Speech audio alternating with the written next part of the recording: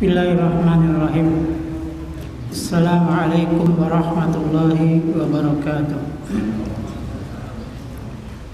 Innal hamdalillah nahmaduhu wa nasta'inuhu wa nastaghfiruh wa na'udzu billahi min shururi anfusina wa min sayyiati a'malina. May yahdihillahu fala mudilla lahu wa may yudlil fala hadiya lahu. Wa asyhadu an la ilaha illallah wa asyhadu anna Muhammadan abduhu wa rasuluh. Allahumma salli ala Muhammadin wa ala alihi wa sahbihi ajma'in. Faqala ta'ala ya ayyuhalladzina amanu taqullaha haqqa tuqatih wa la tamutunna illa wa antum muslimun.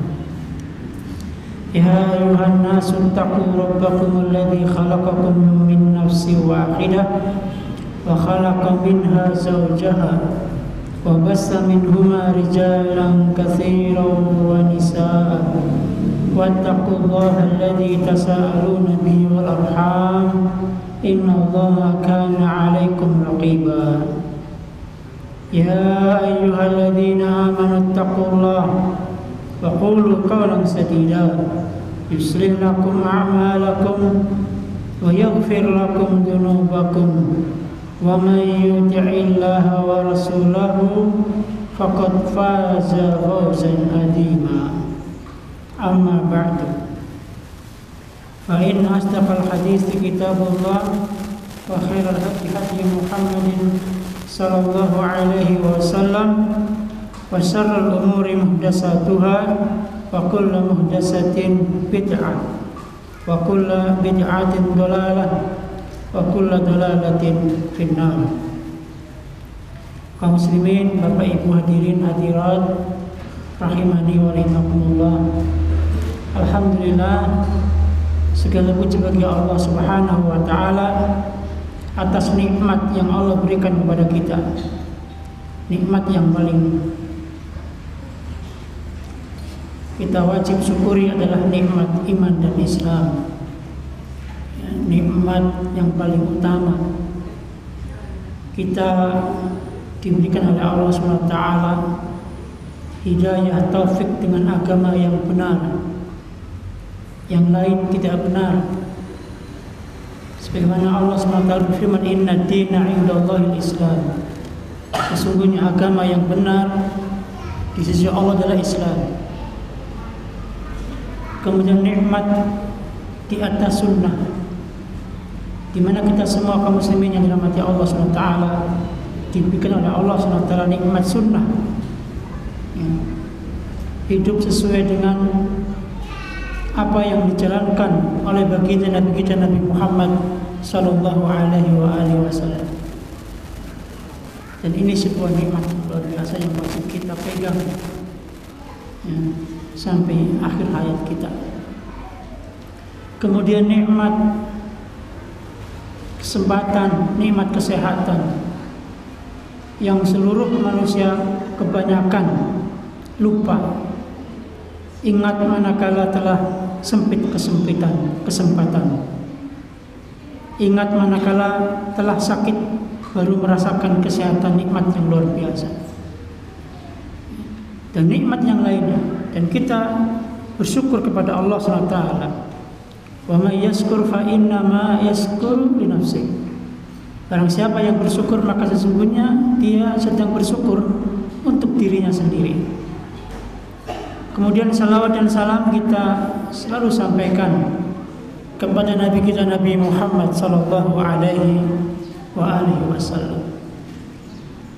Kaum muslimin rahimani wa rahimakumullah, a'azzani Allah wa iyyakum jami'an.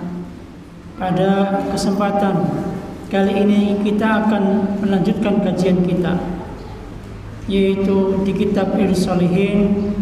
Kita masuk pada bab fi tafakkur fi azimi makhluqatillah ta'ala wa fana'id dunya wa ahwalil akhirah wa sa'iri umurihima wa taqsirin nafsi wa tahdhibiha wa hamliha 'alal istiqomah. Bab merenungkan tentang kekuasaan Allah Subhanahu wa taala. Fana'id dunia, kefanaan dunia, wa ahwalil akhirah, derita akhirat. Kemudian bab mendidik jiwa, taksirin nafsi wa tahdhibiha wa hamliha 'alal istiqomah, dan membiasakannya untuk istiqomah. Al-Mu'allif rahimahullah ta'ala, Al-Imam Nawawi membawakan beberapa ayat dalam bab ini. Yang pertama dalam surat Saba ayat 46, Allah berfirman, A'udzu billahi minasyaitonir rajim. Innama a'idukum biwahidatin an taqumu lillahi masna wa furada tsumma tatafakkaru. Katakanlah, sesungguhnya aku hendak memperingatkan kepadamu satu hal saja, yaitu supaya kamu menghadap Allah dengan ikhlas, berdua atau sendiri-sendiri, kemudian kamu pikirkan, summa tatafakkar.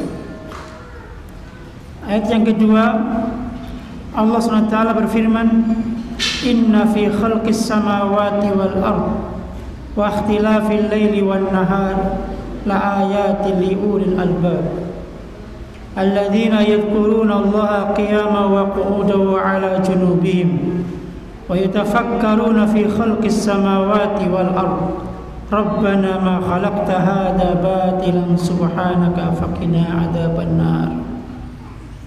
Inna fi khalqis samawati wal ard, sesungguhnya dalam penciptaan langit dan bumi, wa ikhtilafil laili wan nahar, dan silih bergantinya malam dan siang, la ayatin li ulil albab, terdapat tanda-tanda bagi orang yang berakal. Alladzina yadhkuruna Allah qiyaman wa qu'udan, yaitu orang-orang yang mengingat Allah qiyaman, sambil berdiri, wa qu'udan, duduk, wa 'ala junubihim, dan juga sambil berbaring, wa 'ala junubihim, wa yatafakkaruna fi khalqis samawati wal ard, dan memikirkan tentang penciptaan langit dan bumi. Rabbana ma khalaqta hadza batilan subhanaka, dan berkata, ya Rabb kami, tidaklah engkau menciptakan ini dengan sia-sia. Masya Allah kaum muslimin, untuk memikirkan tentang penciptaan langit dan bumi. Wa qala ta'ala, dalam ayat yang lain Allah berfirman, afala yanzuruna ilal ibli kaifa khuliqat wa ilas samai kaifa rufi'at wa ilal jibali kaifa nusibat wa ilal ardi kaifa sutihat fadzakkir innama anta mudzakkir. Surat yang sering kita dengarkan ketika salat Jumat. Maka apakah mereka tidak memikirkan, melihat, memperhatikan ilal ibili kaifa khuliqat, kepada onta bagaimana diciptakan, wa ilas samai kaifa rufi'at, dan kepada langit bagaimana ditinggikan, wa ilal jibali kaifa nusibat, dan kepada gunung bagaimana gunung-gunung ditegakkan, wa ilal ardi kaifa sutihat, dan memperhatikan bumi bagaimana dihamparkan. Fadzakir innama anta mudzakkir, maka berilah peringatan, karena sesungguhnya engkau hanyalah yang memberi peringatan. Kemudian ayat yang lain Allah berfirman, afalam yasiru fil ardi fayanzuru, maka tidakkah mereka bepergian di muka bumi lalu melihat bagaimana kesudahan orang-orang selain mereka yang mendustakan Rasulnya. Kaum muslimin dirahmati Allah SWT, dan masih banyak ayat yang berkenaan dengan bagaimana supaya kita memikirkan tentang keagungan ciptaan Allah SWT, bagaimana dunia ini fana, bagaimana keadaan akhirat, dan bagaimana supaya kita melihat jiwa kita, betapa jiwa kita perlu untuk memikirkan penciptaan Allah Subhanahu wa taala, dan dan yang lainnya. Maka kaum muslimin yang dirahmati Allah SWT, hadirin sekalian, di sini kita disuruh untuk memikirkan, tafakkur, ya, yaitu menggunakan pikiran kita. Tujuannya apa? Hatta yasila fihi ila natijatin,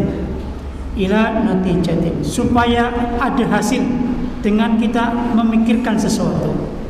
Jadi kalau orang memikirkan, harus ada hasil. Ya. Hasilnya apa?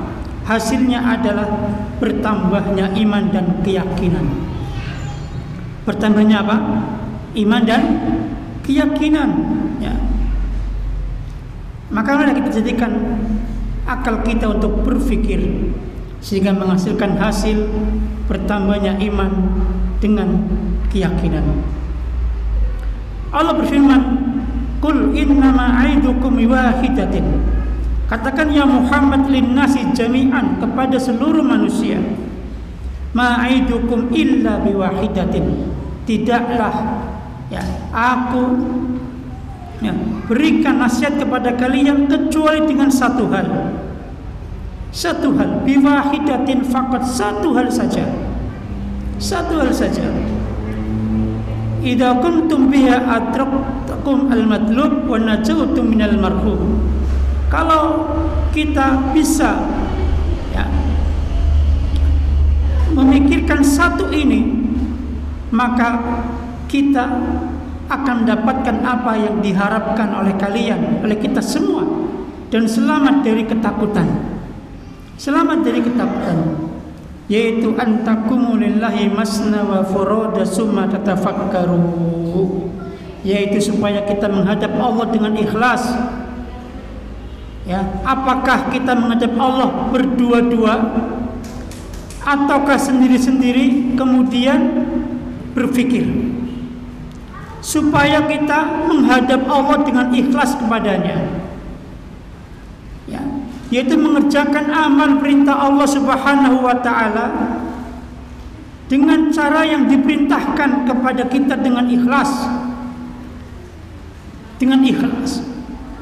Kalau kita bisa mengambil ya, amal soleh kita, mengerjakan amal soleh kita dengan ikhlas, maka menjadi nasihat yang berguna bagi kita semuanya. Hadirin dirahmati Allah SWT, mari kita berpikir supaya dengan kita berpikir hati ini akan bersih, jiwa akan bersih, ataukah ternyata hati ini masih kotor, ataukah tidak bersih dengan amal-amal yang telah kita kerjakan. Maka renungkanlah ibadah yang kita lakukan. Seberapa jauh ibadah berpengaruh pada jiwa kita? Seberapa jauh ibadah yang kita kerjakan berpengaruh pada jiwa kita? Maka kita ambil sebagai contoh adalah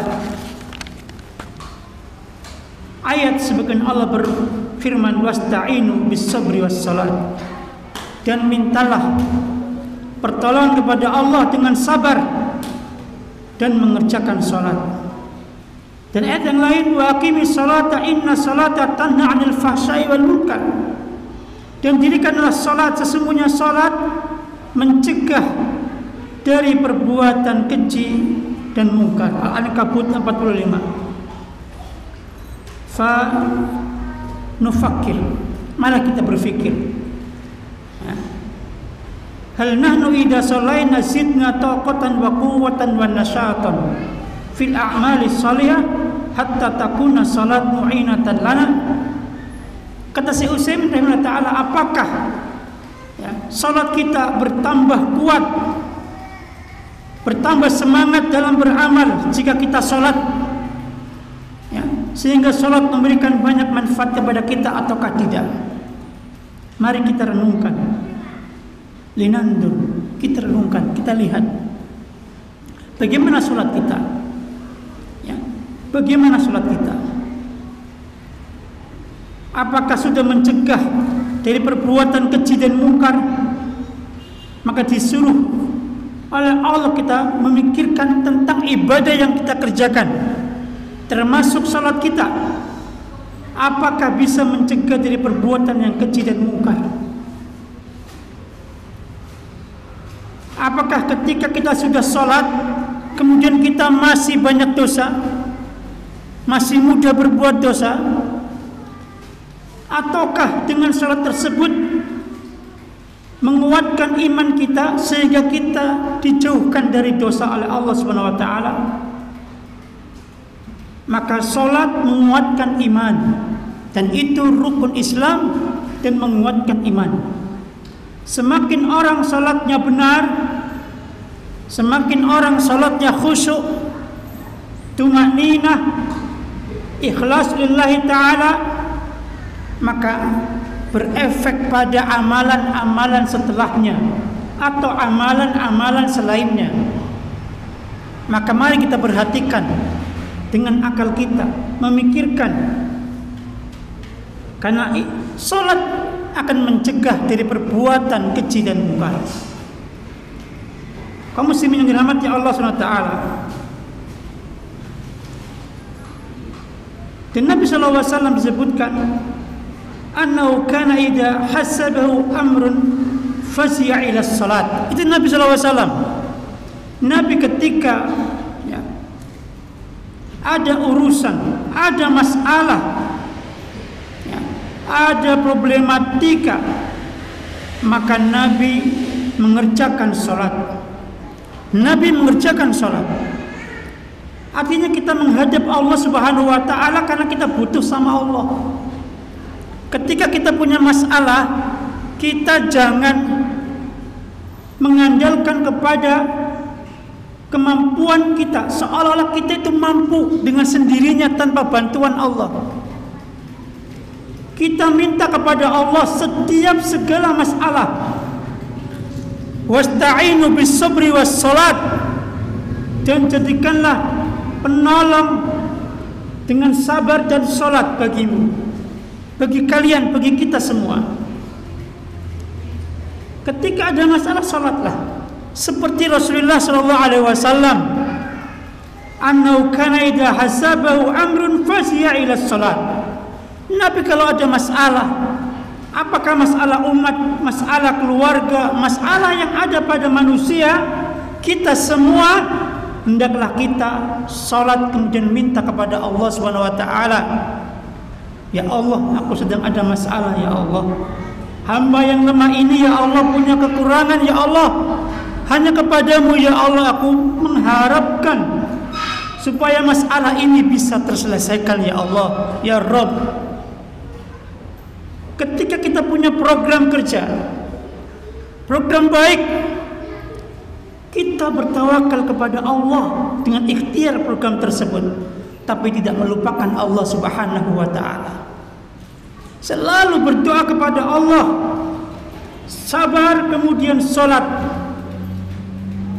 sabar kemudian sholat. Maka mari kita berpikir bagaimana sholat kita. Apakah sholat kita bisa menambah iman kita, bisa menjadikan kita lebih baik lagi, ya, bisa menjadikan kita lebih mudah beribadah lagi kepada Allah dengan ikhlas? Ataukah memang selama ini sholat kita nggak ikhlas, sehingga banyak kemaksiatan yang kita perbuat, yang kita amalkan? Maka berfikirlah kaum muslimin, ana pribadi dan antum semua disuruh berfikir, disuruh berfikir. Makanya ada hadis al-qayyisu man dana nafsahu. Orang yang cerdas adalah orang yang bisa melihat dirinya, mengoreksi dirinya, bahwa dirinya kekurangan ataupun dirinya tidaklah sempurna, banyak kesalahan, adanya taksirun nafsi, kelemahan jiwa, kelemahan diri. Maka mari kita sering melihat diri kita. Al-qayyisu man dana nafsahu. Orang yang cerdas adalah orang yang mau mengoreksi dirinya, orang yang mau melihat dirinya. Jangan seperti orang yang di sana di luar, mereka hanya mengoreksi orang lain, tapi tidak mau mengoreksi diri sendiri. Mereka hanya mengkritik orang lain, tetapi tidak mau mengkritik diri sendiri, sehingga merasa lebih baik dari orang lain. sementara diri sendiri padahal banyak kekurangan merasa lebih hebat, orang lain yang banyak keutamaan merasa rendah di hadapannya. Ya ikhwan, ya akhwat, marilah kita introspeksi diri kita sendiri. Kita hamba yang lemah. Ya. Apakah seorang ustadz bisa berintrospeksi kepada temannya yang bukan ustadz, atau istrinya yang bukan ustadzah? Bisa. Bisa jadi orang yang berilmu sulit mengamalkan ilmunya, atau dia berilmu tapi mengamalkannya kurang sempurna. Tapi ada orang yang berilmu sedikit tapi lebih mengamalkan ilmu. Kaum muslimin, maka mari kita melihat orang lain untuk kebaikan kita, bahwa orang lain itu ternyata banyak kebaikannya, banyak kelebihannya, sehingga kita bisa bersyukur, bersahabat dengan orang lain tersebut, sahabat kita. Dan kita banyak kekurangannya, mencari teman yang lebih baik lagi, supaya kita bisa menambah iman kita, supaya kita ditambah imannya oleh Allah SWT dengan berteman dengan orang-orang yang baik. Maka orang yang cerdas adalah orang yang dia mau mengoreksi diri sendiri. Bagaimana sholat kita? Kemudian selanjutnya adalah contoh lainnya, yaitu harta yang wajib dikeluarkan zakatnya kepada manusia pada aspek-aspek yang diperintahkan Allah. Dan Allah menjelaskan tentang keutamaan zakat. Ya, Allah menjelaskan tentang keutamaan zakat. Khudh min amwalihim shadaqatan tudhahiruhum wa tuzakkihim. Ambillah dari harta mereka orang-orang yang berpunya, ya, sedekah sebagai zakat untuk mensucikan mereka dan mensucikan harta mereka. Maka ada orang yang berzakat, tetapi zakatnya dikeluarkan karena terpaksa, ya, karena terpaksa. Dan ini haruslah dirubah, ya, pada diri kita. Manakala ada orang yang sudah diwajibkan zakat, sudah ada haul, sudah ada nisab, kemudian dia mengeluarkannya sangat berat, terpaksa, maka hendaklah dirubah niatnya supaya ikhlas lillahi ta'ala. Jangan sampai orang membayar zakat seperti orang hendak membayar hutang. Orang kalau ditagih hutang gimana biasanya? Alot apa amoh? Wis alot nemen ya. Ning kene ana sing ora diutang. Ora duwe utang. Dudu sing utang. Kita datang orang kepada kita, Ustaz, ada uang berapa? Ini saya pinjamkan. Tapi pas saya butuh, saya minjem sama orang lain. Itulah kehidupan, betul? Kita hutang, kita juga menghutangkan. Masya Allah. Kecuali yang nggak punya hutang, berbahagialah yang tidak punya hutang. Ya. Jadi ada orang hutang sulit untuk ditagih. Bahkan katanya kalau hutang itu ditagih lebih galak daripada yang menghutangi. Loh, itu uang saya kok, saya berhak. Suka-suka mene, orang mikir apa ya gue ya. Bahasanya wong Tegal kayak ya. Ini. Jadi ada orang bayar zakat tapi kok kayak orang nyarutang. Seolah-olah bukan sebuah kewajiban, terpaksa. Hal yang seperti ini tidak baik bagi seorang muslim. Maka dia harus tahu kewajiban harus diamalkan. Maka berintrospeksi, berpikir, apakah selama ini ibadah saya ikhlas karena Allah ataukah terpaksa? Semua ibadah, semua ibadah, ya.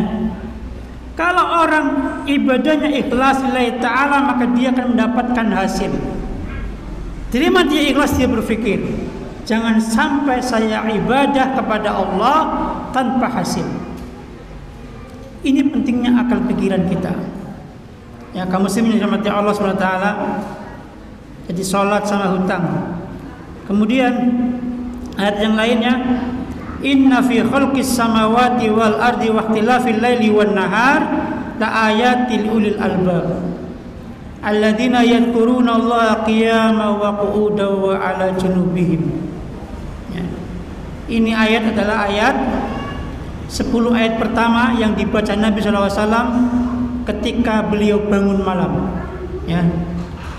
Ya, dibaca Nabi ketika bangun malam, 10 ayat pertama dalam apa? Ketika Nabi bangun dari tidur. Yaqra'uha kullama istaiqadha li salatil lail, ketika bangun untuk salat malam. Artinya apa? Nabi juga salat malam.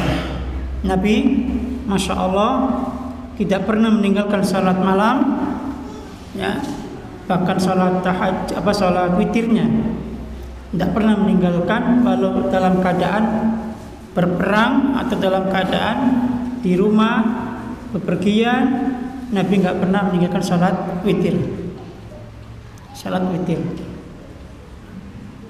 Kalau kita mau menjadi umatnya Nabi SAW, kita berusaha untuk selalu salat malam, salat tahajud. Itu akan menenangkan jiwa. Apalagi sambil nangis akan dosa-dosa yang kita perbuat. Ya.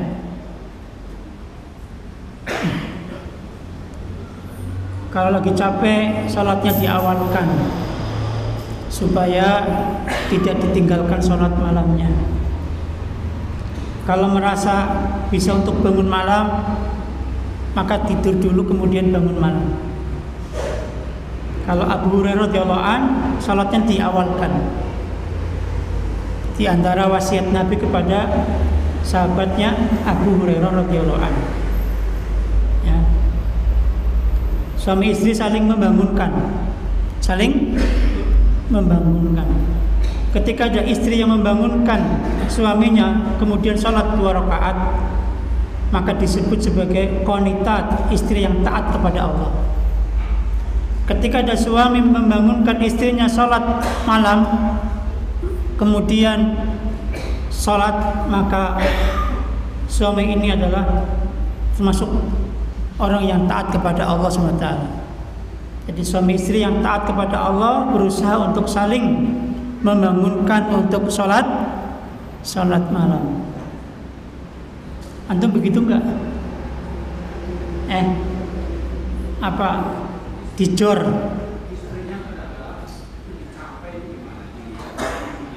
Ya, istrinya capek secara fisik.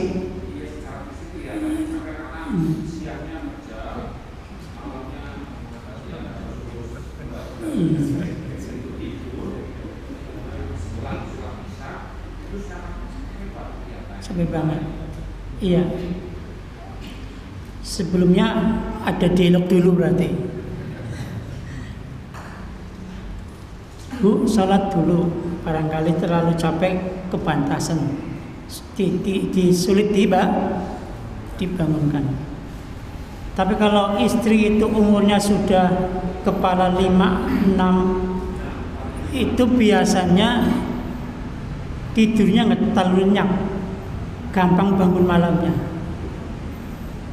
Karena semakin usia semakin sepuh, semakin sedikit tidurnya. Maka di waktu usia sepuh itu, kenapa banyak orang taat ibadah? Karena sedikit tidurnya. Makanya ketika ada orang sudah 40 tahun ke atas, itu sudah dibilang usia bahaya itu. Itu harus sudah jadi orang yang beriman baik. Harus orang yang rajin salat malam, rajin ibadah yang lain. Itu usia 40. Dan biasanya yang usianya udah tua sedikit akan sedikit tidurnya. Betul nggak Pak? Ya, makanya jadikan manfaat tidur sedikitnya orang yang sudah sepuh untuk ibadah malam, sholat malam. Kalau misalkan tadi capek sekali, kemudian dibangunkan masih bisa, ya sholat malam. Dan sholat malam tidak harus berdiri, bisa duduk.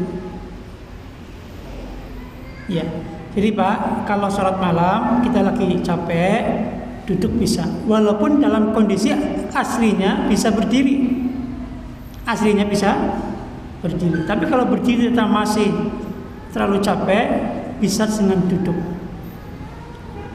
Tapi ibadah ini karena aslinya bisa berdiri tapi dia mau duduk, salatnya tidak berpahala sempurna seperti ketika berdiri. Kecuali salat wajib. Tidak boleh orang mampu salat berdiri kemudian salatnya duduk. Wajib berdiri. Kecuali kalau dia nggak mampu sholat berdiri, baru boleh sholat duduk. Tapi kalau sholat sunnah, dia masih mampu bisa berdiri, tapi keadaannya kayaknya lebih nyaman duduk, maka silakan duduk. Inilah ya kemudahan dalam melaksanakan sunnah. Tapi jangan duduk terus, itu namanya orang males. Iya kan? Harusnya berdiri. Itu dalam kondisi yang memang kayaknya nggak nyaman waktu itu misalkan. Silakan duduk. Ini menurut Syekh Utsaimin rahimahullah taala. Ya. Kaum muslimin yang dirahmati Allah Subhanahu wa taala, maka salatlah malam. Kan pernah saya sampaikan hadis Mu'adz bin Jabal radhiyallahu an yang Nabi mengatakan, hal adulluka ala abwabil khair, maukah aku tunjukkan kepadamu ya Mu'adz pintu-pintu kebaikan? Apa di antara pintu kebaikan? Sedekah sunnah. Banyak sedekah sunnah. Orang yang sedekah sunnah akan diwafatkan insya Allah dalam husnul khatimah. Amin. Orang yang senang sedekah sunnah akan dijauhkan dari tadi kematian yang jelek, akan disembuhkan dari sakitnya, ya, akan dihilangkan dari mara bahaya, akan berpahala banyak, dijauhkan dari neraka. Ittaqun nar walau bisikit tamarah. Jauhkanlah dirimu dari neraka walaupun dengan sedekah satu kurma. Dengan apa? Sedekah satu kurma, bayangkan bisa menjauhkan dari neraka. Janganlah jadi orang yang pelit, medit, berkiwit, bakhil. Sedekah tidak pernah, padahal uangnya berjibun banyak di tabungan. Buat apa? Ada uang 2 dirham, 1 dirham yang disedekahkan, 1 dirham yang buat makan. Maka uang kita aslinya 1 dirham yang disedekahkan. Kenapa? Karena 1 dirham yang disedekahkan itu akan menjadi tabungan kita di akhirat kelak. Itulah uang kita yang asli, bukan uang yang kita makan untuk makan. Maka sedekah itu perlu dengan latihan, sedikit demi sedikit, sedikit demi sedikit, dan terus mencintai sedekah. Nanti ini Yayasan An-Najiyah buat kaleng khusus, kaleng kenceleng, dibawa pulang ke rumah masing-masing. Nanti kalau kajian dibawa tanpa nama, tanpa apa? Tanpa nama dikumpulkan. Ini setiap ahad saya dapat 5.000 ada, saya dapat 6.000, saya dapat berapa? Dikumpulkan semakin banyak, betul? Supaya melatih bahwa setiap subuh saya sedekah, setiap subuh saya sedekah. 500, 1.000, 2.000 saya sedekah dengan melalui kenceleng tersebut. Tempolong yang dibuat tabungan. Sehingga apa? Ketika orang beribadah sedekah setiap hari, menunjukkan aktivitas harian dia dalam sedekah. Berbeda dengan orang yang sedekah itu sebulan sekali, seminggu sekali. Dan membiasakan yang sedikit-sedikit untuk beramal soleh, baik sedekah, sholat sunnah atau yang lain adalah amal yang paling baik. Makanya berkata Aisyah radhiyallahu anha kepada Rasulullah SAW, apa amal yang paling baik, yang paling afdal? Ya, apa jawaban Nabi? Adwamuha wa in qalla. Ayul a'mali afdal ya Rasulullah? Amal apa yang paling afdal ya Rasulullah? Rasul menjawab, amal yang terus menerus walaupun sedikit. Walaupun sedikit. Tahajud walaupun gak banyak rakaatnya, tapi kalau dikerjakan setiap malam, Masya Allah, itu amal saleh yang luar biasa. Salat duha yang dikerjakan setiap hari untuk sedekah ruas tubuh kita yang jumlahnya 360 ruas, maka itu sedekah 2 rakaat atau 4 rakaat salat subuh. Pahalanya besar. Kaum muslim yang dirahmati Allah Subhanahu wa taala, panjenengan baca Al-Qur'an di rumah walaupun cuma 1 lembar ataupun setengah lembar, tapi setiap hari atau mungkin setiap habis sholat, pahalanya besar karena setiap hari baca Al-Qur'an. Lisannya selalu basah dengan bacaan Al-Qur'an, selalu basah dengan zikir kepada Allah Subhanahu wa taala. Jangan kita itu meremehkan yang sedikit. Ya. La tahkirunna minal ma'rufi syai'an. Janganlah kalian meremehkan dari kebaikan yang sedikit. Kebaikan yang sedikit. Walau antalqa akha biwajhin talqin, walaupun engkau bertemu dengan saudaramu dengan wajah yang ceria. Ya. Apalagi istri wajahnya ketika ceria sama suami bagaimana? Senang? Ya Allah, istriku senyum terus ya Allah. Senang buatan? Senang. Bulan purnama kalah, betul? Bulan purnama kalah. Kalau istri tersenyum. Kalau lagi jengkel, terasa dunia sempit. Ya, ada apa ini, ya kan? Maka jangan remehkan sedekah sedikit, sholat walaupun gak banyak, jangan remehkan. Baca Quran walaupun saya cukup muratan, gak cukup, dengan muratan gak cukup. Lisan ini untuk membaca Al-Quran harus sering. Baca Al-Quran sering. Ya sehari sekali minimalnya diagendakan. Anda mau tanya nih sama antum semua, setiap hari baca Quran tidak? Mushaf. Ya. Pertanyaan. Maka jadikan akal pikiran kita untuk selalu bertanya, di mana posisi kita dengan Al-Quran? Di mana posisi kita dengan Al-Quran? Di perang Uhud ada beberapa jenazah yang mati syahid dikebumikan dengan 1 liang lahat. 1 liang lahat. Maka Nabi SAW berkata, mana yang paling banyak hafalannya? Ditunjukkan kepada si fulan, maka si fulan berhak diletakkan di kuburan yang pertama, baru yang kedua, baru yang ketiga. Artinya pada saat darurat dan hajat, bolehnya mengubur beberapa jasad atau mayat dalam 1 liang lahat, seperti di perang Uhud. Di sini menunjukkan Al-Quran punya posisi kuat. Orang mati sama-sama syahid, tetapi Nabi bertanya, siapa yang paling banyak hafalan Qur'annya, yang paling baik pemahaman Qur'annya siapa? Ditunjukkan kepada si fulan, maka kemudian dikuburkan yang pertama. Keutamaan. Di mana posisi kita dengan Al-Quran? Membacanya aja kita enggak pernah. Waliyadzubillah. Buat apa mushaf itu di rumah kita? Pajangankah? Atau sampai berdebu Al-Quran tersebut karena nggak pernah dibaca? Kaum muslimin, mari kita introspeksi diri kita semua. Orang yang membaca Quran, sering saya sampaikan, 50 ayat. Tuktabu indallah minal qanitin, ditulis di sisi Allah orang yang taat. Ya, orang yang laisa minal ghafilin, ditulis oleh Allah bukan termasuk orang yang lalai.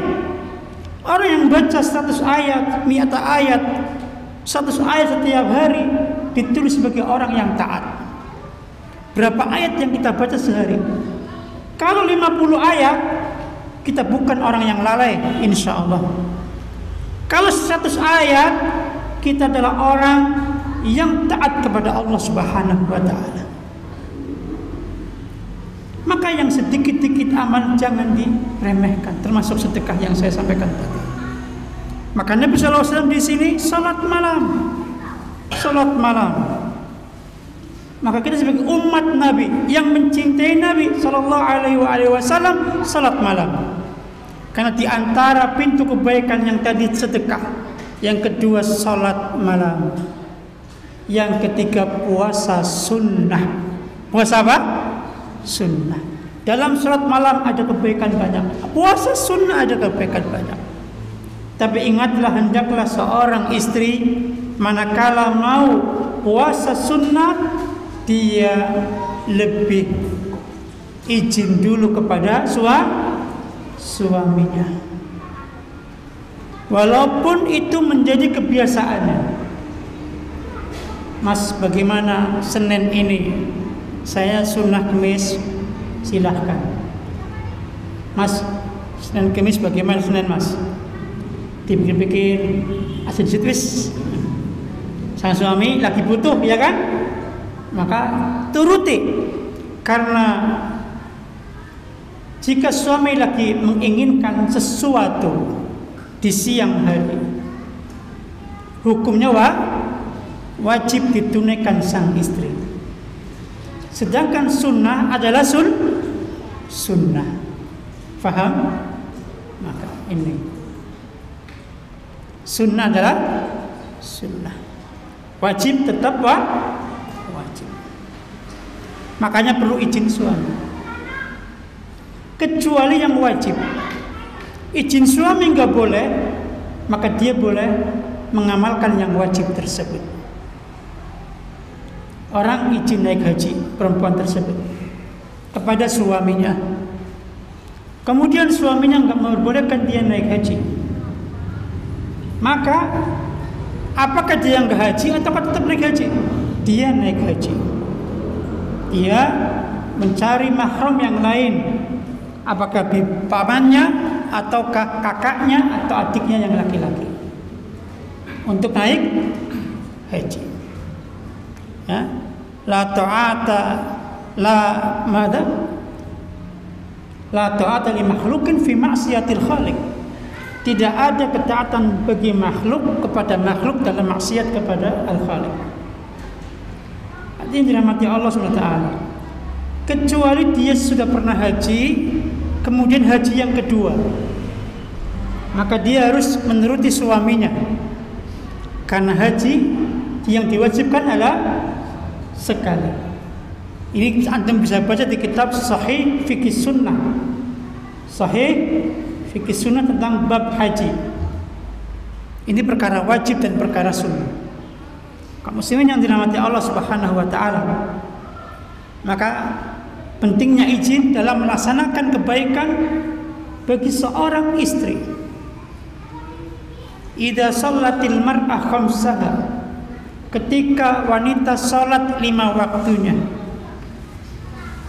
wa shamat sahruha, puasa bulan Ramadan. Masya Allah, kita sudah dekat Ramadan, betul? Kita berdoa kepada Allah, ya Allah, aku ingin bertemu Ramadan, ya Allah. Allahumma balighna Ramadan, ya Allah. Berdoalah kita semua. Karena dalam Ramadan itu ada Lailatul Qadar yang lebih baik dari 1000 bulan. Jadi 1000 bulan. Di mana umur kita belum tentu sampai 83 tahun, ya kan? Dengan kita mendapatkan Lailatul Qadar, kita pahalanya sudah banyak. Dan seluruh pahala digelar di bulan Ramadan. Makanya para sahabat bahkan 6 bulan sebelum datang Ramadan sudah minta Ramadan kepada Allah. Kita ini 2 bulan lagi minta kepada Allah, ya Allah, pertemukan kami dengan bulan Ramadan, ya Allah. Pertemukan kami, ya Allah, dengan bulan Ramadan. Kami rindu Ramadan, ya Allah. Kami rindu, ya Allah. Kaum muslimin yang dirahmati Allah SWT, banyak orang-orang yang sebelum Ramadan dipanggil oleh Allah SWT, dan kita tidak ingin tidak ketemu Ramadan kecuali Allah SWT menghendaki lain. Ya Allah, ketemukan kami dengan bulan Ramadan. Kemudian kaum muslimin yang dirahmati Allah SWT, ayat yang tadi disebutkan adalah sesungguhnya dalam penciptaan langit dan bumi, wa ikhtilafil laili wan nahar, bergantinya malam dan siang, ada ayat tanda-tanda kebesaran Allah bagi orang yang berfikir, liulil albab, bagi orang yang berfikir, bagi orang yang mau memikirkan tentang kebesaran Allah, tentang langit dan bumi, tentang siang dan malam, maka akan meningkatkan iman bagi orang yang mau bertafakur, bertadabbur dengan ayat Allah yang kauniyah, ciptaan Allah Subhanahu wa taala tersebut. Dan itu bisa meningkatkan iman. Rabbana ma khalaqta hadza batila subhanaka faqina adzabannar.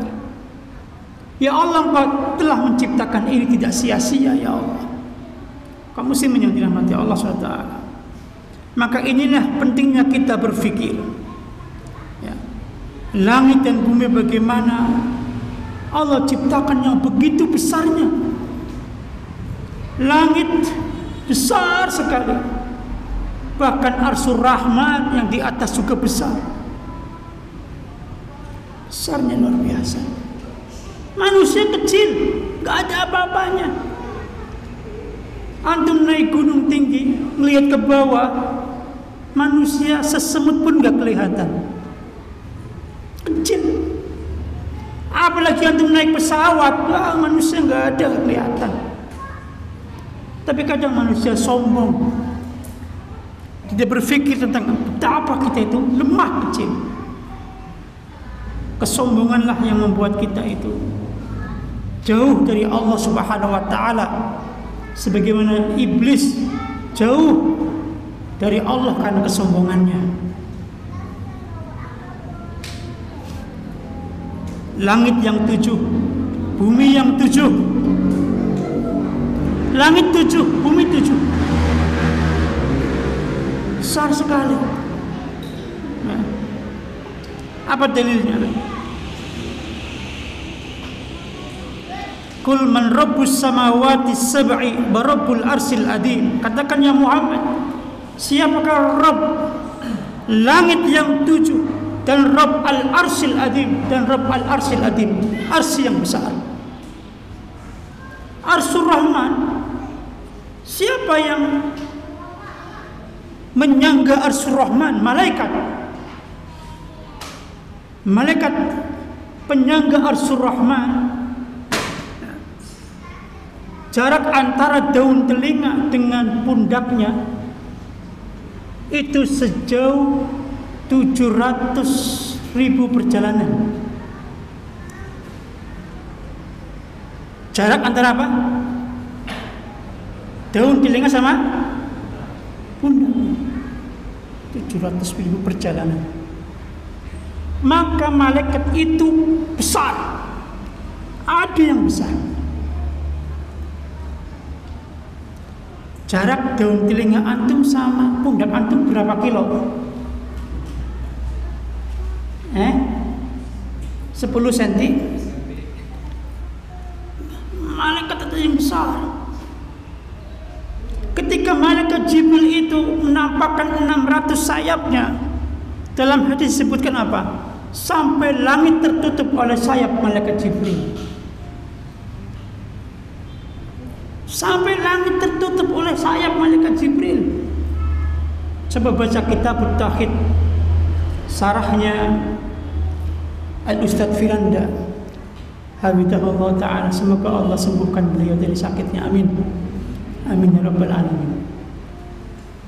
Bagus itu kitab Tauhid, sarah dari Ustadz Firanda Habibullah Ta'ala tentang malaikat. Kaum muslimin rahimani wa rahimakumullah. Maka sebagai tambahan, malaikat itu minimalnya punya 2 sayap. Minimalnya punya 2 sayap. Sedangkan malaikat Jibril 600 sayap. Kecepatan malaikat lebih cepat daripada setan atau jin. Gak ada setan jin bisa mengalahkan malaikat kecepatannya. Malaikat tinggal dari bumi ke langit tanpa bersungguh-sungguh. Tapi kalau setan bersungguh-sungguh untuk sampai mendengar berita langit. Kemudian datang Syihab, meteor yang menghancurkan mereka, membakar mereka karena mau mencuri berita langit. Jadi ketika Allah Subhanahu wa Ta'ala itu memberikan wahyu, seluruh malaikat pingsan. Yang bangun terlebih dahulu adalah malaikat Jibril. Kemudian Allah berikan wahyu lewat malaikat Jibril. Setelah semuanya bangun dari malaikat bangun itu, maka ketika malaikat Jibril lewat ke malaikat yang lain di langit yang pertama, kedua, ketiga dan sebagainya, malaikat yang bertemu Jibril berkata, apa yang disampaikan Rabbmu ya malaikat Jibril? Apa yang disampaikan Allah kepadamu? Wahyu apa?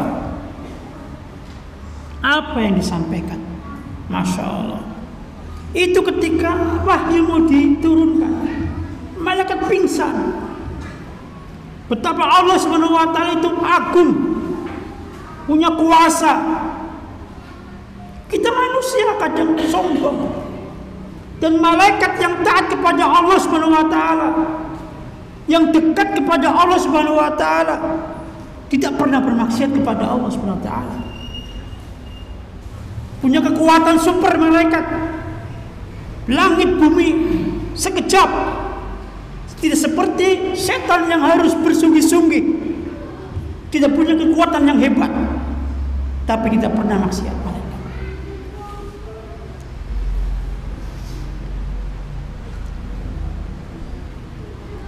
Alaiha malaikatun giladun sidadun. Di dalam neraka ada malaikat yang keras-keras, yang kasar-kasar. La ya'sunallaha ma amarahum. Tidak bermaksiat kepada Allah atas perintah Allah Subhanahu wa Ta'ala. Wa yaf'aluna ma yu'marun, dan mengerjakan apa yang diperintahkan Allah Subhanahu wa Ta'ala. Maka bumi yang 7, betapa besarnya ciptaan Allah Subhanahu wa Ta'ala. Kemudian Arsul Azim, ars yang tinggi luar biasa, kemudian yang besar, sampai ada malaikat yang besar sekali ya, yang menyangga ars Rahman.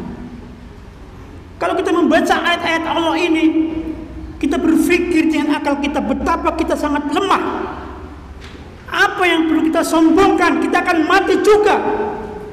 Apalagi yang sudah umur 40 tahun, bersegera bertobat kepada Allah dari hal-hal yang tidak baik, semangat ibadah kepada Allah Subhanahu wa Ta'ala, ikhlas lillah. Jangan sampai ada orang ibadah niatnya dunia. Saya sholat duha buat apa? Pengen sugih. Pengen sugih. Sholat duha pengen sugih niatnya. Niatkan sholat duha lillahi ta'ala. Semua sholat, tidak sholat duha saja, sholat 5 waktu dan sholat yang lain, itu membuat mudahnya rezeki. Tapi niatkan karena Allah Subhanahu wa Ta'ala. Niatkan menikah karena Allah Subhanahu wa Ta'ala, akan berkah pernikahannya. Niatkan ibadah karena Allah Subhanahu wa taala. Itu saja. Sama ittiba, mengikuti Rasulullah sallallahu alaihi wasallam. Ya. Kemudian bumi juga 7. Apa dalilnya? Allahul ladzi khalaqas sab'a samawatin wa minal ardi mislahun. Allah lah yang telah menciptakan 7 langit dan juga bumi sepertinya, yaitu 7 bumi seperti langit 7. Ya. 7 langit, 7 bumi. Maka marilah berfikir tentang betapa besarnya ciptaan Allah Subhanahu wa taala. Kemudian kita juga berfikir bagaimana adanya malam dan siang. Siang menutupi malam. Ya. Ada yang malamnya di negara lain lebih panjang daripada siangnya. Ada yang siangnya lebih panjang daripada malamnya. Alhamdulillah di Indonesia siang dan malamnya seimbang. Bayangkan seandainya siangnya lebih panjang dari malamnya, puasanya lebih lama. Kalau muslimin yang dirahmati Allah SWT, betapa ya, Allah menciptakan malam untuk kita bisa istirahat, nyenyak, sehingga badan semakin fresh dengan tidur kita di malam hari. Adanya syariat tidur siang supaya fresh ketika bekerja. Masya Allah. Adanya syariat siang supaya untuk mencari ma'isha, mencari nafkah.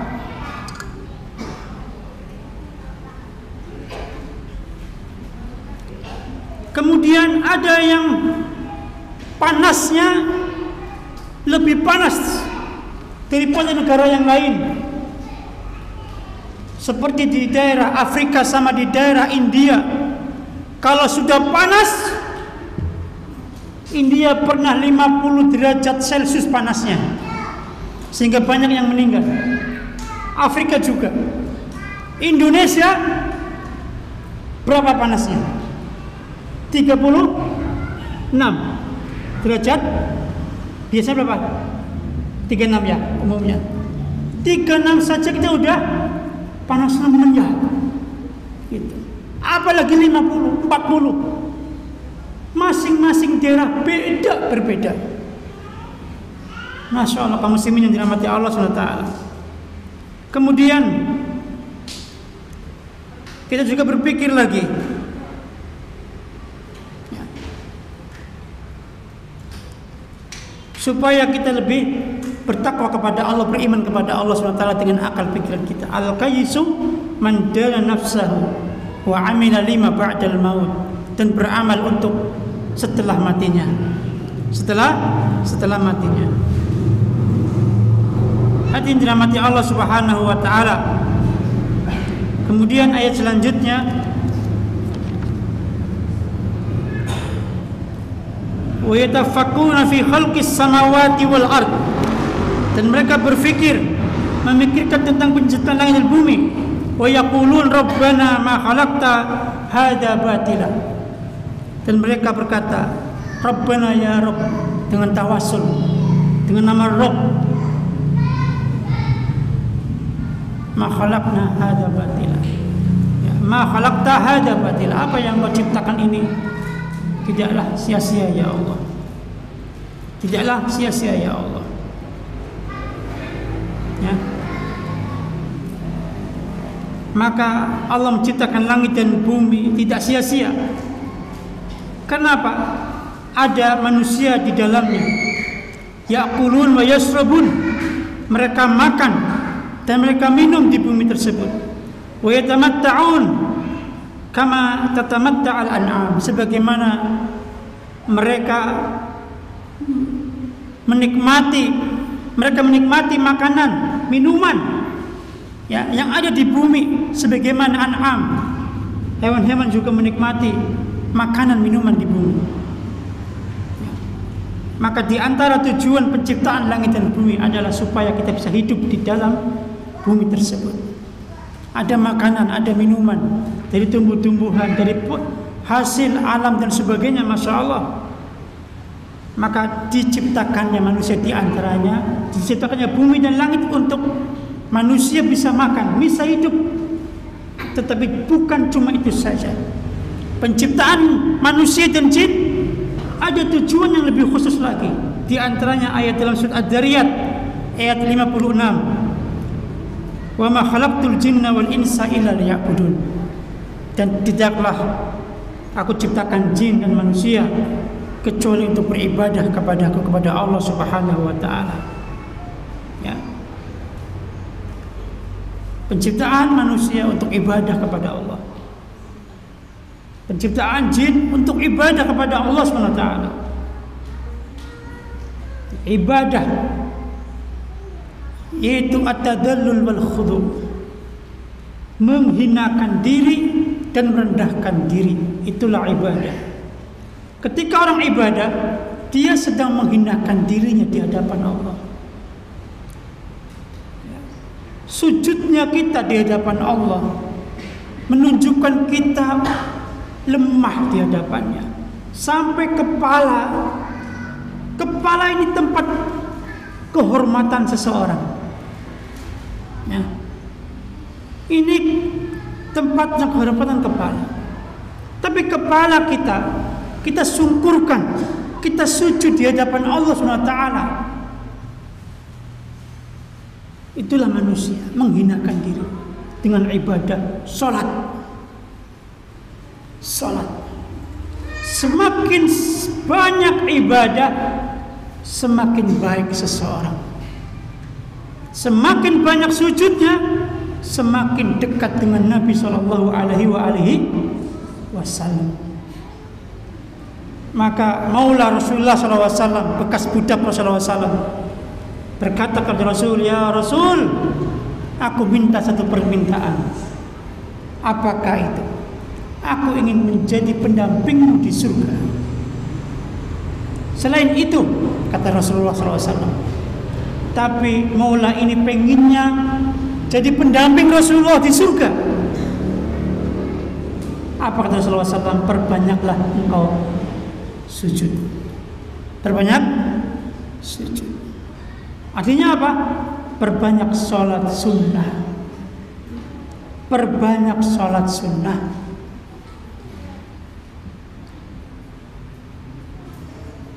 Dan itu ibadah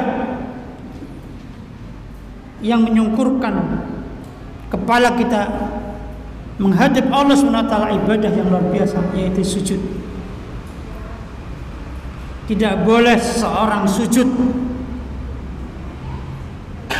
kepada orang lain.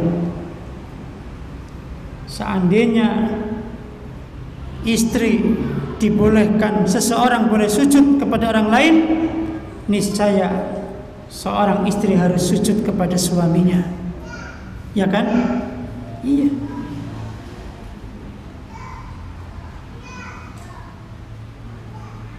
Karena orang yang hendak masuk surga, para wanita, hendaklah salat 5 waktu, puasa Ramadan tadi saya sebutkan, kemudian apa? Menjaga kehormatannya, wa hafidhat farjaha. Kemudian yang keempat adalah taat kepada suaminya, wa ta'at ba'laha, taat kepada suaminya. Itu akan boleh masuk ke semua pintu surga bagi wanita yang menjaga kehormatannya, menjaga kehormatannya. Ya. Jadi wanita muslimah harus menjaga kehormatannya. Jangan mau dijadikan guyunan oleh para laki-laki. Kemudian yang keempat, taat kepada suaminya.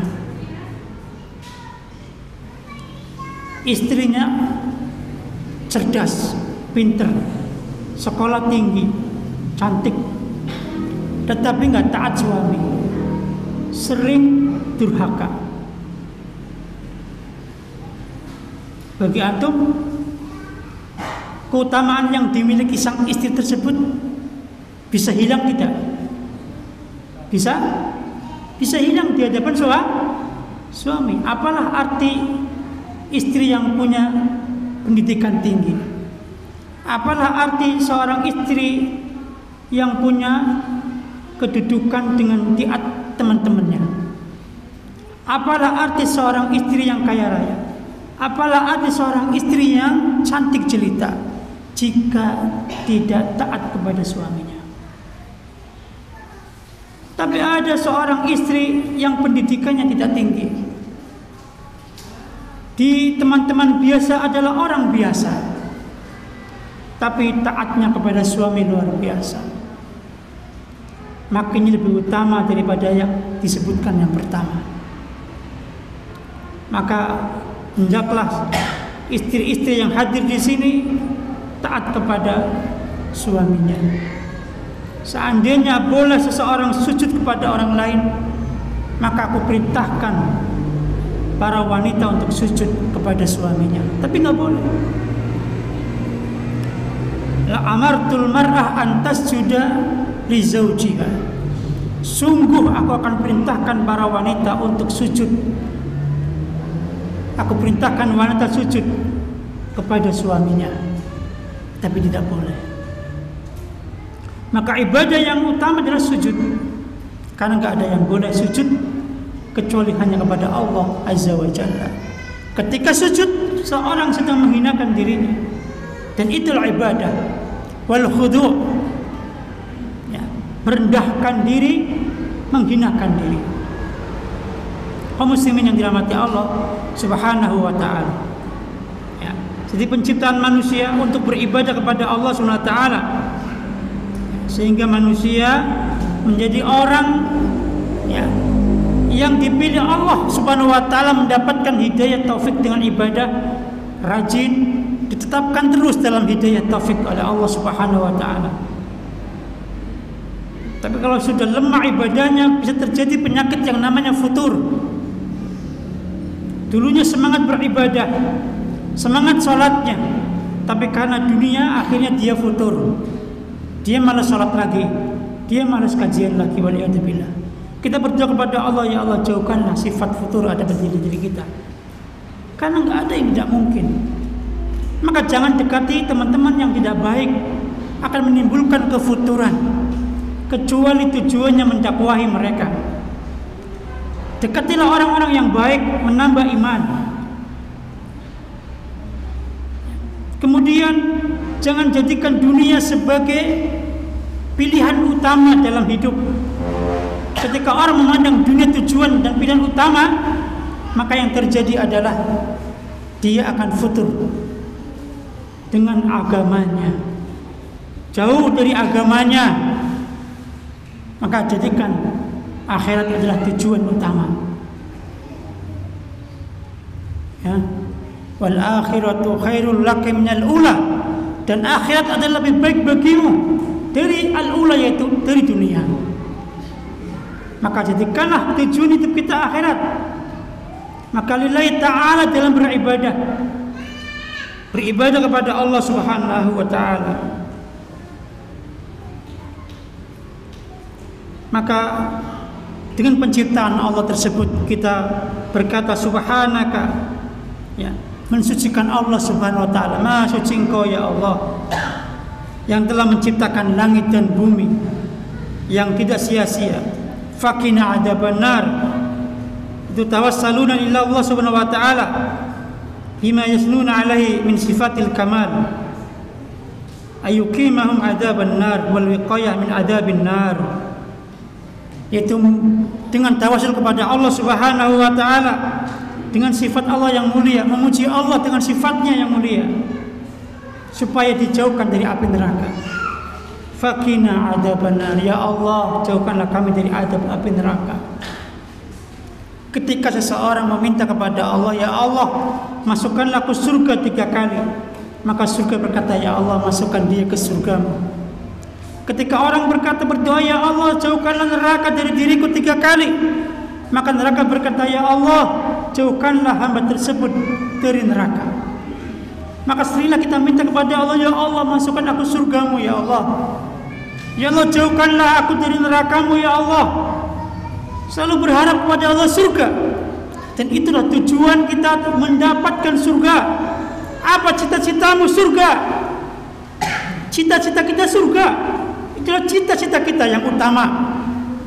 Bagaimana supaya kita masuk surga? Sebagaimana ditanyakan oleh Mu'adz bin Jabal radhiyallahu an kepada Rasulullah SAW. Ya Rasulullah,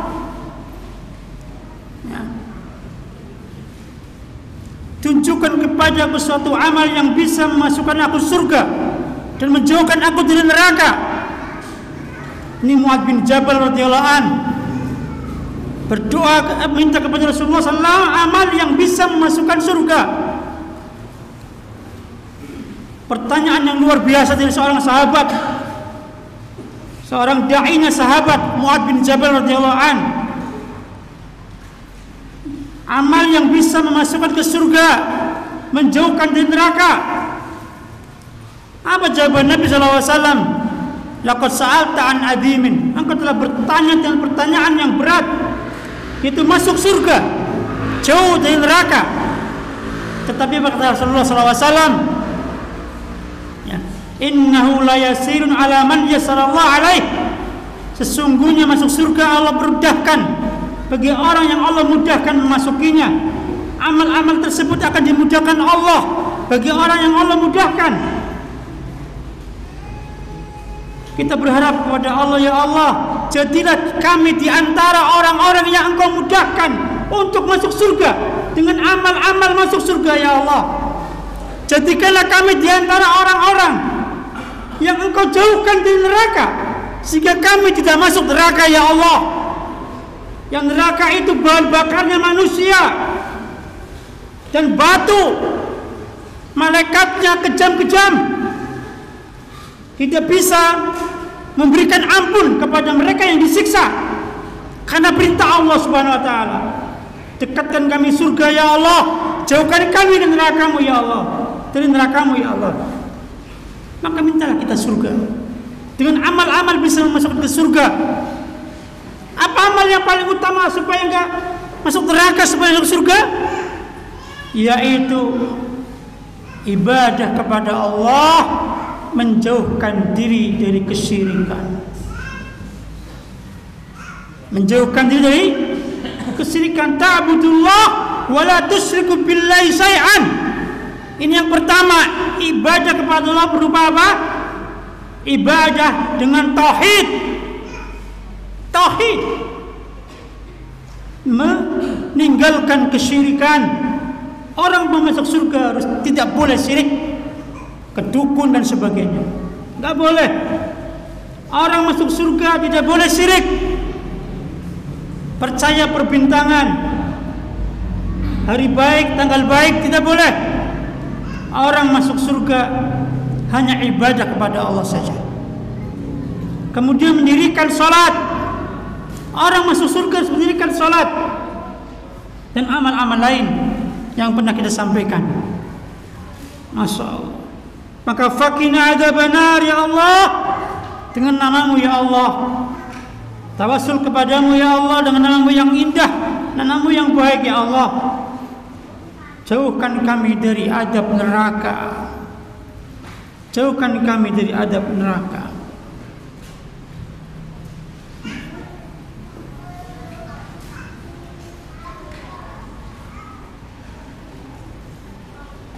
Kemudian manusia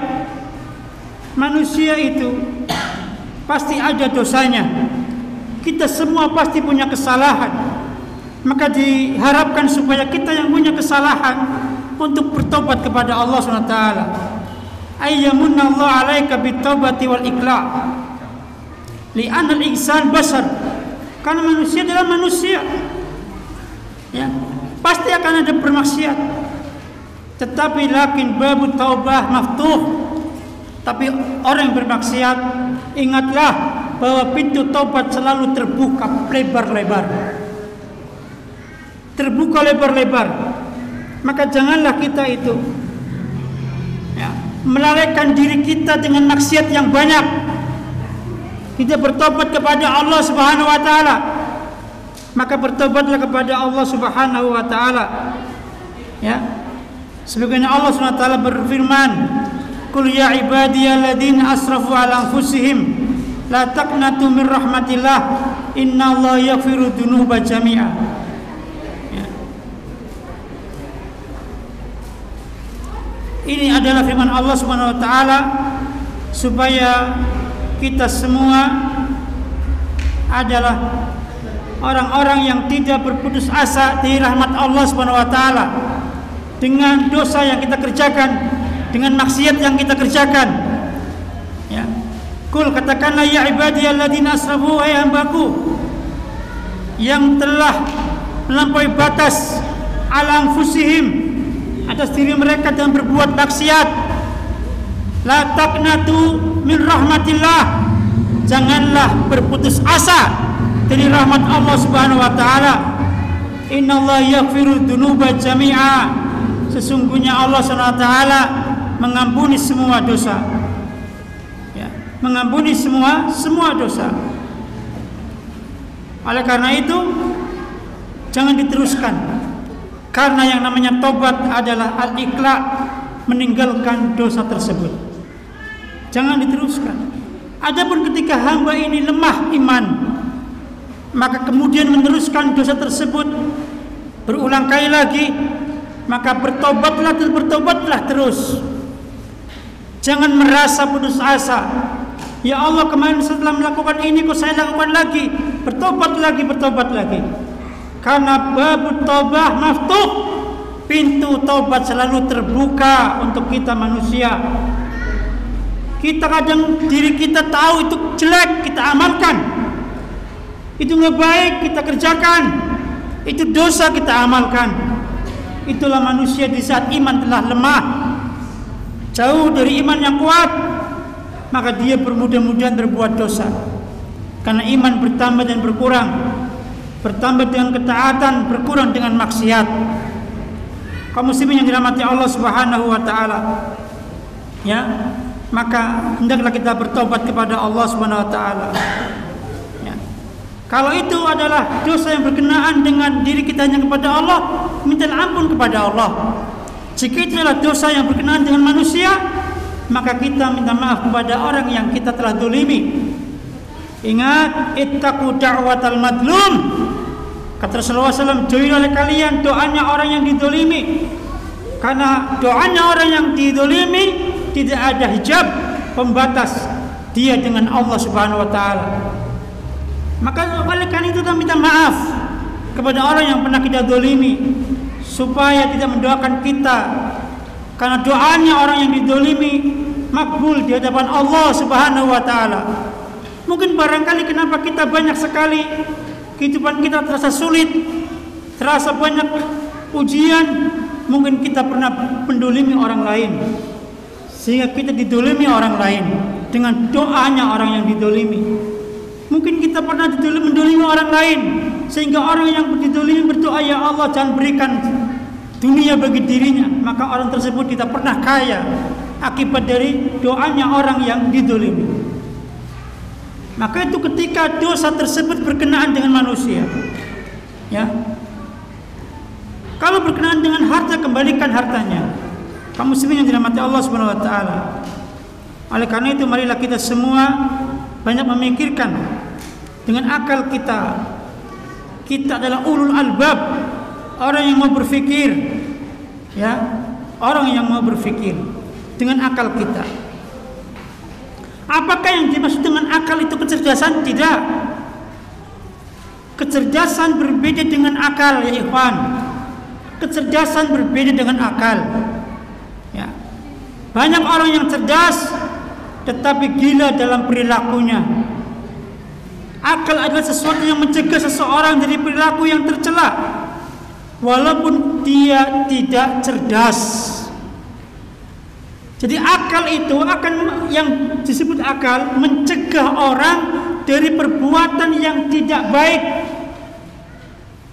Itu akal. Jadi akal itu bukan kecerdasan. Ya, kalau kita menimbang akal dengan kecerdasan, Maka berapa banyak orang cerdas keblinger, IQ-nya tinggi, dokter, profesor, cerdas-cerdas, tapi dia tidak bisa menggunakan akalnya untuk memikirkan kenapa dia diciptakan, kenapa ada langit, luar biasa besarnya langit, luar biasa bumi, dan sebagainya. Kenapa malam gelap ada bulan? Kenapa matahari besar panas? Kalau orang yang berakal akan memikirkan, maka barometer akal itu bukan dengan cerdas. Orang berakal bukan dengan cerdas barometernya, tetapi bagaimana dia bisa mencegah dari perilaku yang tercela dengan akalnya. Itulah yang disebut ulul albab, orang yang berakal. Orang yang berakal, orang yang bisa menggunakan akalnya supaya tidak bermaksiat, supaya takut kepada Allah Subhanahu wa ta'ala. Itulah orang yang berakal. Kalau kita memandang orang yang berakal, orang cerdas, orang pinter, IQ tinggi, maka itu kesalahan fatal. Berapa banyak orang yang cerdas tapi nggak ibadah kepada Allah.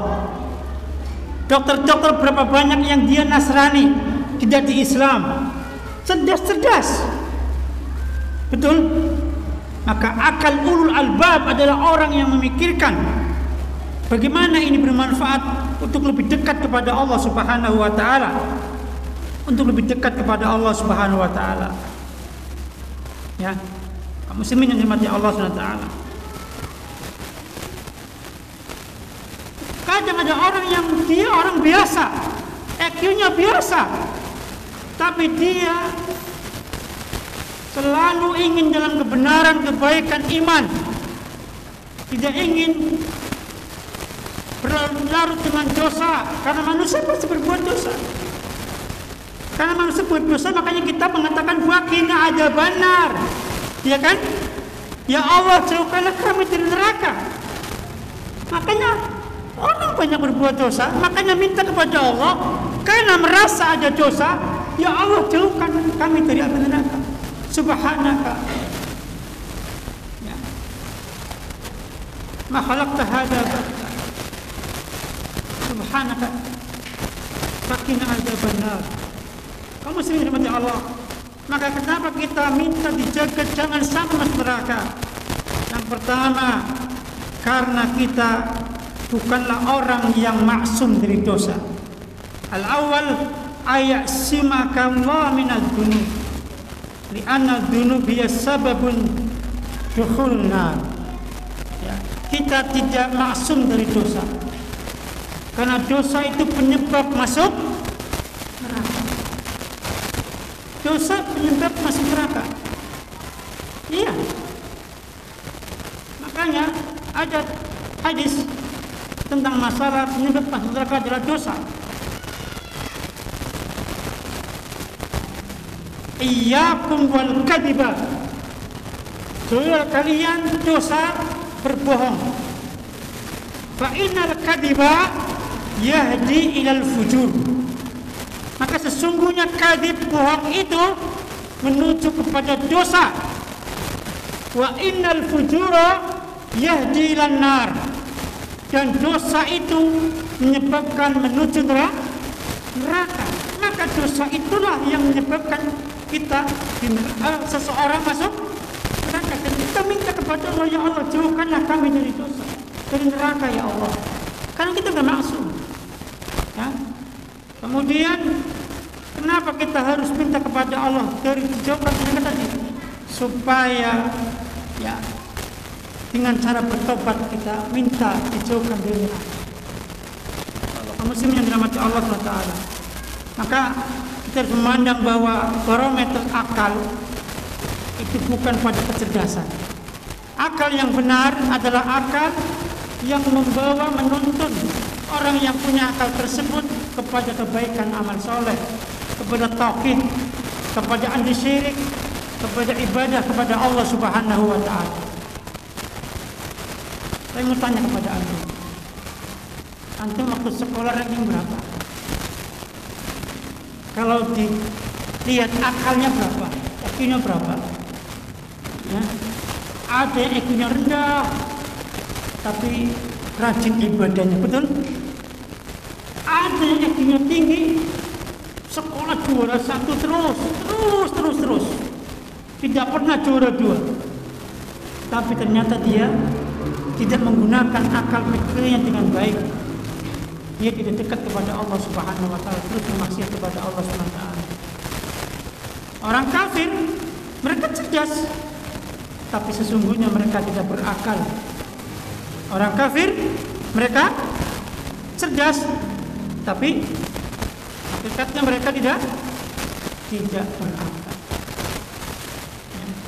Maka kata Allah SWT dalam surah Al-Anfal ayat 32, yang artinya sesungguhnya binatang makhluk yang seburuk-buruknya pada sisi Allah ialah orang yang jelek, ya, orang yang pekak dan tuli, yang tidak mengerti apa-apa. Ya, ini makhluk yang paling jelek adalah binatang. Disebut makhluk di sini. Makhluk yang paling jelek adalah makhluk yang tuli, tidak berakal, tidak mengerti apa-apa. Ini makhluk yang paling jelek. Waliyadzubillah. Dalam surah Al-Anfal ayat 22, inna syarrad dawabi indallahi as-summul bukmul ladina la yaqilun. Sesungguhnya makhluk yang paling jelek di sini pakainya dawab, binatang. Artinya apa? Bahwa sejelek-jelek makhluk itu seperti binatang yang dia bisu dan tuli, tidak mengerti apa-apa, tidak menjadikan akal pikirnya untuk membawa kepada ketaatan. Maka seperti apa? Binatang. Ya. Maka mereka masuk neraka jahanam.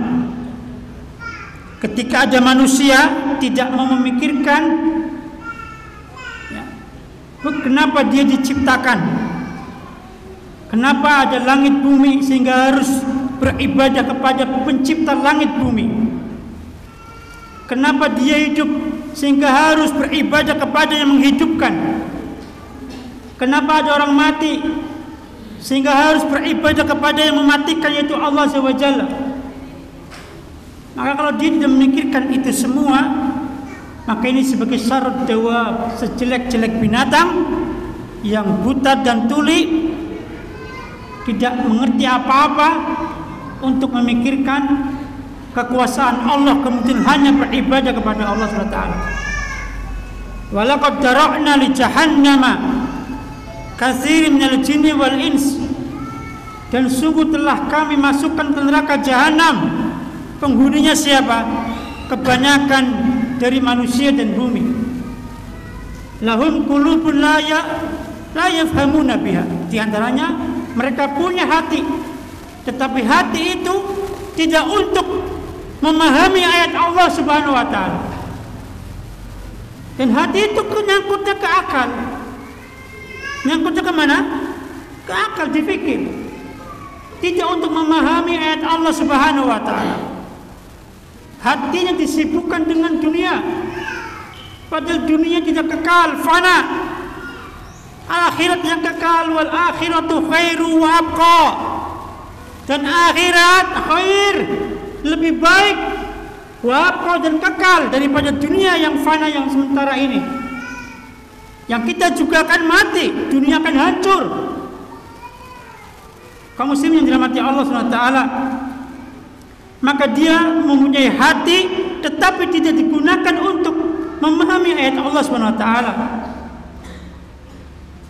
Dan dia punya mata tetapi bukan untuk melihat kebesaran Allah Subhanahu wa taala. Lahum a'yun la yubsiruna biha. Punya mata tetapi tidak untuk melihat kebesaran Allah Subhanahu wa taala.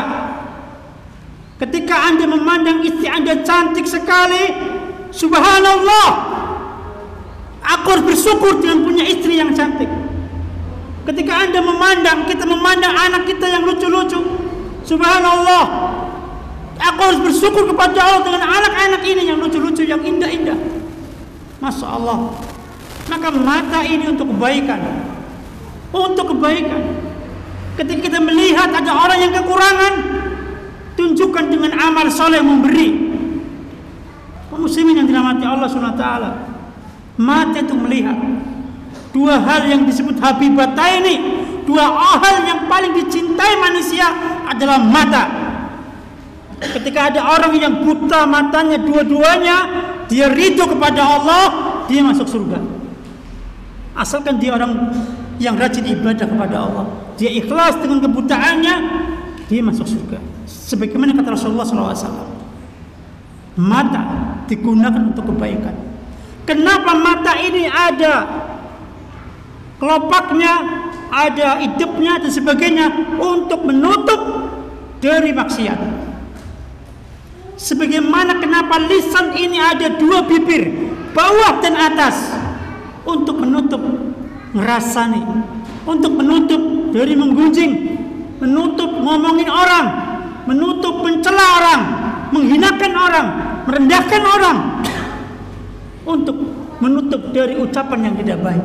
Inilah fungsi bibir kaum muslimin. Kemudian orang yang masuk neraka jahanam, manusia dan jin kebanyakan. Yang ketiga, mereka punya telinga, lahum udhunun, tetapi tidak untuk mendengarkan ayat-ayat Allah Subhanahu wa taala. La yasma'una biha, mereka tidak mendengarkan ayat Allah dengan telinganya. Mereka sukanya menguping pembicaraan-pembicaraan orang yang tidak manfaat. Dan itulah mungkin di antara kita kadang melakukan itu karena kita enggak maksum dari dosa. Makanya kita minta waqina adzabannar. Ya Allah, jauhkanlah kami dari api neraka. Karena kami, ya Allah, manusia lemah, pasti ada dosa. Dan ingat, jangan sampai kita merasa putus asa. Allah membuka pintu taubat selebar-lebarnya. Terus bertobat kepada Allah. Astagfirullah, astagfirullah, astagfirullah, astagfirullah. Rasulullah SAW 70 sampai 100 kali minta ampun kepada Allah Subhanahu wa taala. Ya. Tetapi dia punya telinga tidak untuk mendengarkan ayat Allah Subhanahu wa taala. Maka bagi mereka adalah ulaika kal an'am bal hum adall. Mereka seperti binatang ternak, bahkan lebih sesat lagi. Orang yang punya hati, orang yang punya mata, orang yang punya telinga tidak digunakan semestinya untuk melihat kebesaran Allah, untuk banyak berzikir kepada Allah, untuk memperhatikan tadabbur sehingga meningkatkan iman dengan amal-amal yang soleh sebagai bukti iman. Maka mereka ulaika kal an'am, seperti binatang ternak, balhum adol, bahkan mereka lebih sesat lagi. Makanya inna syarrad dawab indallahi as-summul bukmul ladina la yaqilun. Sejelek-jelek binatang di muka bumi ini adalah orang yang buta, orang yang beku, orang yang sumbu, orang yang bisu, dan orang-orang yang tidak bisa berbicara, orang yang tuli, mereka tidak berakal. Kaum muslimin dirahmati Allah Subhanahu wa taala. Kaum muslimin dirahmati Allah taala, marilah kita semua menggunakan akal pikiran kita untuk lebih mendekatkan diri kepada Allah Subhanahu wa taala. Berkata Syekh Utsaimin rahimahullah taala, setiap orang yang berperilaku buruk berarti dia tidak berakal. Setiap orang yang berperilaku buruk berarti dia tidak berakal.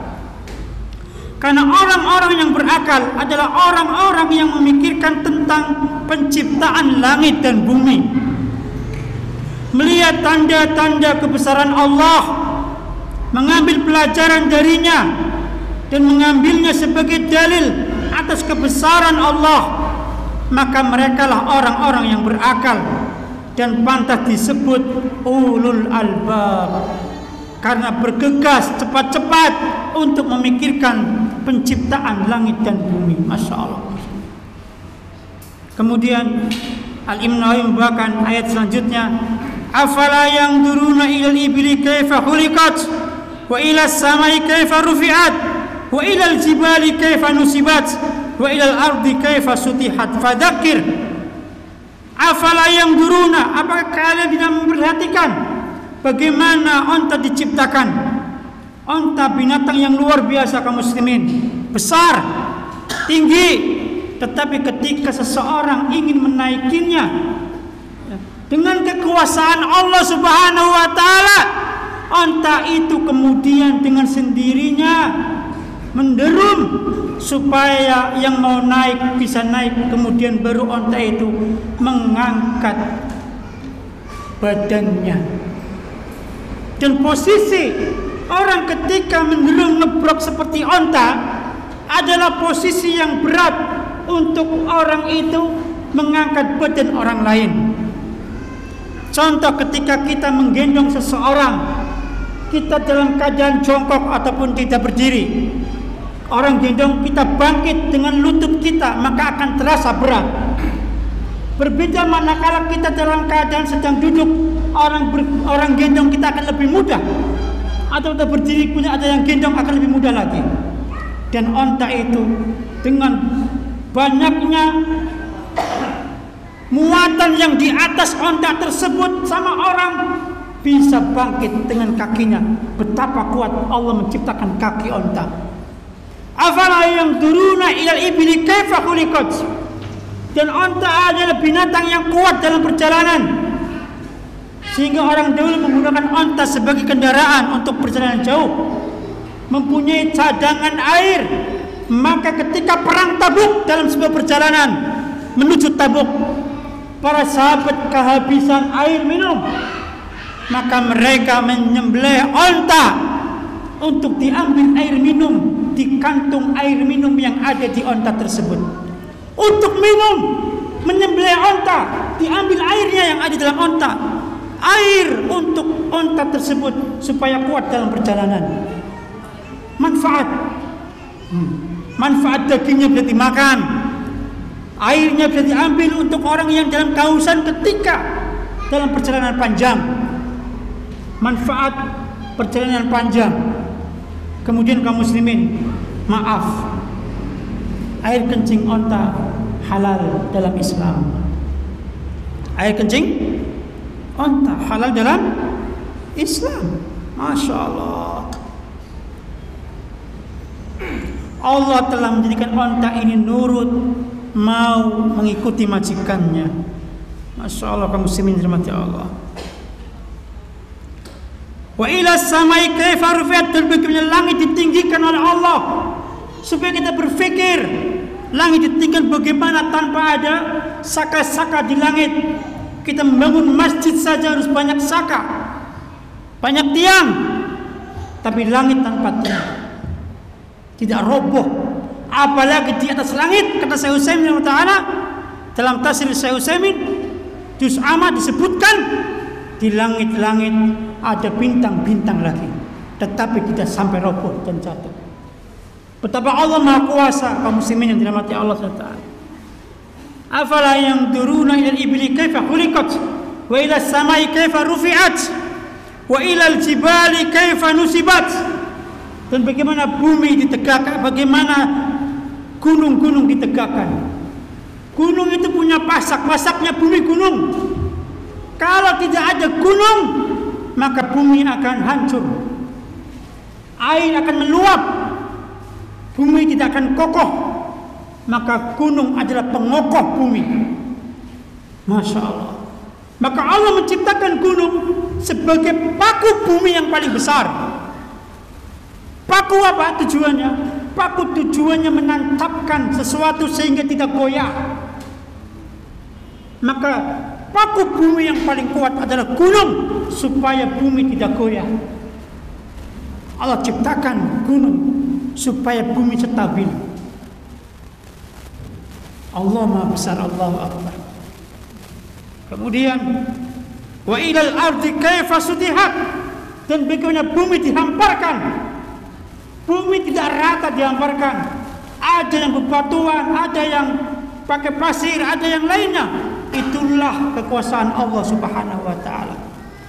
Sehingga orang banyak memanfaatkan dari bumi berbagai macam kebaikan bumi dengan izin Allah Subhanahu wa taala. Ketika orang berpikir untuk ini, insya Allah dia akan lebih kuat lagi imannya kepada Allah Subhanahu wa taala. Inilah yang saya sampaikan. Barangkali manfaat untuk saya sendiri dan untuk jamaah sekalian. Bahwa inti dari kajian kita pada hari ini adalah supaya kita banyak memikirkan penciptaan Allah Subhanahu wa taala. Memikirkan ciptaan Allah Subhanahu wa taala. Bagaimana Allah menciptakan? Penciptaan bumi, penciptaan langit, penciptaan yang lain-lainnya.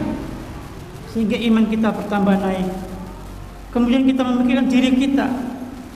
Ya, apakah sedang iman lemah ataukah sedang kuat imannya?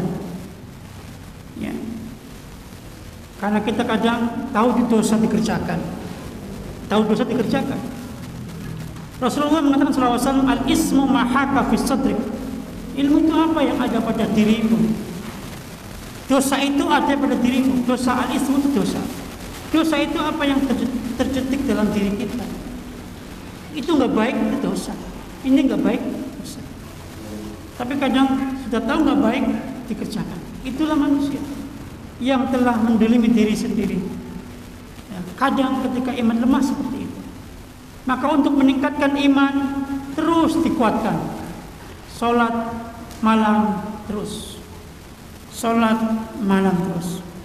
Dikir wengi ingkang suwe, dikir malam terus. Salat wengi lakonana, salat malam dilaksanakan. Puasa sunnah yang dengan puasa tersebut dia kuat, tidak menjadikan orang mengerjakan yang wajib karena sunnah, akhirnya pekerjaan wajib terbengkelai, nggak boleh. Dia bekerja di kantor sebagai sebuah kewajiban. Kemudian dia puasa sunnah, kemudian kinerjanya bertambah mundur, sering tidur di kantor, lagi kerja tidur. Ditanya kenapa tertidur, saya puasa. Ya wajarlah puasa, ya ngantuk kerja sehingga kinerjanya sudah turun. Ini kesalahan besar. Kerja itu wajib. Karena apa? Dibayar. Jadi jangan menjadikan alasan puasa sunnah kemudian menjadi kerja itu bertambah tidak semangat, tambah lemah, tambah lemas. Itu kesalahan fatal.